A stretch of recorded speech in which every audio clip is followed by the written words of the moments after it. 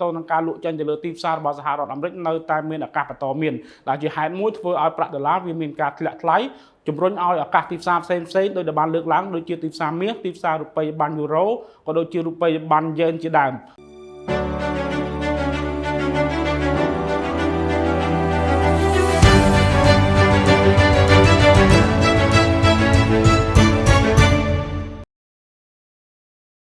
បាទជំរាបសួរបងប្អូនទាំងអស់គ្នាជួបគ្នាជាថ្មីនៅក្នុងវីដេអូវិភាគព័ត៌មានប្រចាំថ្ងៃរបស់ក្រុមហ៊ុន GAG Investment ដែលជួបជាមួយនឹងខ្ញុំគុណណាន់បាទនៅថ្ងៃទី27ឧសភា2025នេះខ្ញុំនឹងធ្វើការចែកម្លែកជូនក៏ដូចជាអាប់ដេតទៅលើព័ត៌មានផ្សេងៗដែលតាក់ទងទៅនឹងបម្រែបម្រួលនៃតម្លៃទីផ្សារបាទតាក់ទងទៅនឹងតម្លៃទីផ្សារមាសកាលពីម្សិលមិញគឺយើងមើលឃើញថាមានការប្រែប្រួលនៅក្នុងកម្រិតមួយតិចតួចតែប៉ុណ្ណោះគឺត្រឹមតែ$33នៅក្នុងមួយអោនឬក៏$40នៅក្នុងមួយដំឡឹងដែលមានការប្រែប្រួលកាលពីថ្ងៃមិញដែលជាថ្ងៃដើមសប្តាហ៍គឺវាមានការធ្លាក់ចុះពីតម្លៃ$3,356រហូតមកដល់តម្លៃ$3,323នៅក្នុងមួយអោនបាទបើយើងគិតជាតម្លឹងគឺវាមានការធ្លាក់ចុះពីតម្លៃ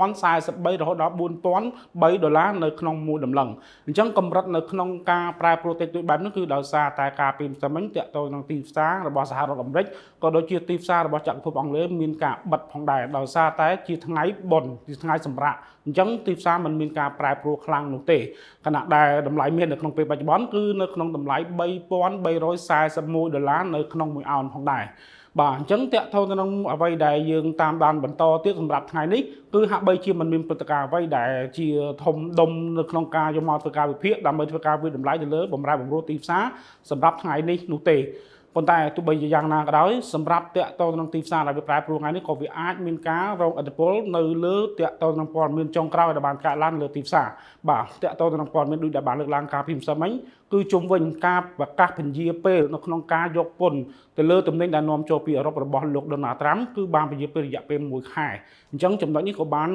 នវាអាចនឹងជះឥទ្ធិពលទៅលើទីផ្សារផងដែរដែលជាដំណឹងមួយវិជ្ជមានសម្រាប់ទីផ្សារហើយមួយវិញទៀតតាក់ទងទៅនឹងប្រាក់ដុល្លារក៏យើងមើលឃើញថាវាអាចនឹងបន្តមានការធ្លាក់ចុះដែលតាក់ទងនឹងប្រជាប្រិយភាពផ្ទាល់របស់លោកដុល្លារគឺធ្លាក់ចុះដោយសារតែអ្នកវិនិយោគនៅតែបន្តមានការព្រួយបារម្ភជុំវិញភាពមិនច្បាស់លាស់នៅក្នុងស្ថានភាពការធ្វើពាណិជ្ជកម្មក៏ដូចជាស្ថានភាពនយោបាយរបស់លោកដូណាល់ត្រាំផ្ទាល់តែម្ដងតែទាំងអស់នេះគឺគេនៅតែរំលេចឡើងអំពីទីផ្សារមាសនៅតែជារបស់មួយដែលអាចថាមានសុវត្ថិភាពសម្រាប់ពួកគេហើយក៏ជាតម្រូវការនៅក្នុងការវិនិយោគផងដែរដែលជាឱកាសខ្ពស់មួយសម្រាប់តម្លៃមាសដែលអាចនឹងមានការកើនឡើងផងដែរដូច្នេះហើយទើបយើងមើលឃើញអំពីចំណុចរួមមួយដែលនៅក្នុងស្ថានភាពពេលបច្ចុប្បន្ននេះគឺតាក់ទងនឹងតម្លៃទីផ្សារមាសវានៅតែមានឱកាសខ្ពស់សម្រាប់បងប្អូនអញ្ចឹងបើសិនជាទីផ្សារមានការធ្លាក់ចុះនៅក្នុងកម្រិតណាមួយនោះគឺរឹតតែជាឱកាសសម្រាប់បងប្អូនអតិថិជនទាំងអស់គ្នាធ្វើការជួញដូរឬក៏ធ្វើការទិញវាឡើងដើម្បីជាផលចំណេញសម្រាប់ថ្ងៃអនាគតចំណែកឯព្រឹត្តិការណ៍មួយផ្សេងវិញទៀតនោះគឺតាក់ទងនឹងព្រឹត្តិការណ៍សង្គ្រាមរវាងរុស្ស៊ីនិងប្រទេសអ៊ុយក្រែនដែល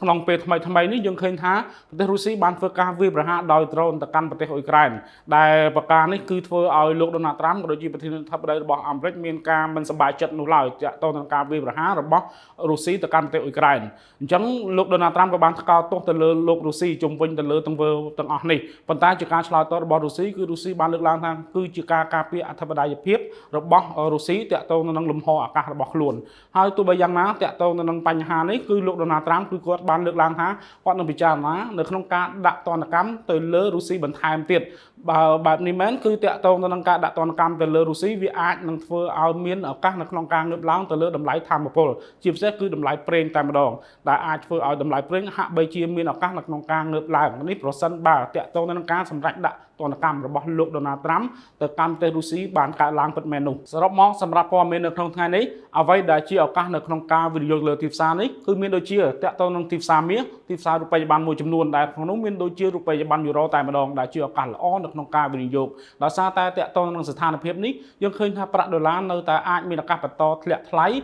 បាត់បង់ប្រជាប្រិយភាពដោយសារតែកត្តាមួយចំនួនដោយបានលើកឡើងហើយក៏ដោយសារតែអាចនឹងមានការ sell off ទៅលើ America again អញ្ចឹងមានន័យថាតាក់ទងនឹងការលក់ចេញទៅលើទីផ្សាររបស់សហរដ្ឋអាមេរិកនៅតែមានឱកាសបន្តមានដែលជាហេតុមួយធ្វើឲ្យប្រាក់ដុល្លារវាមានការធ្លាក់ថ្លៃជំរុញឲ្យឱកាសទីផ្សារផ្សេងៗដោយដែលបានលើកឡើងដូចជាទីផ្សារមាសទីផ្សាររូបិយប័ណ្ណយូរ៉ូក៏ដូចជារូបិយប័ណ្ណយ៉េនជាដើមបើសិនជាឃើញថាទីផ្សារទាំងអស់មានការធ្លាក់ចុះខ្លាំងនោះអញ្ចឹងគឺរឹតតែជាឱកាសល្អសម្រាប់បងប្អូននៅក្នុងការធ្វើការវិនិយោគផងដែរសម្រាប់ព័ត៌មាននៅក្នុងថ្ងៃនេះមានតែប៉ុណ្ណឹងអរគុណបងប្អូនអតិថិជនដែលបានតាមដានវីដេអូមួយនេះតាំងពីដើមរហូតដល់ចប់ បាទសម្រាប់ព័ត៌មានបន្ថែមក៏ដូចជាចំណេះដឹងទូទៅទាក់ទងនឹងការវិនិយោគទៅលើទីផ្សារមួយនេះសូមកុំភ្លេចចំណាយពេល5នាទីជាមួយនឹងខ្ញុំគុណណាន់សូមអរគុណសូមជម្រាបលា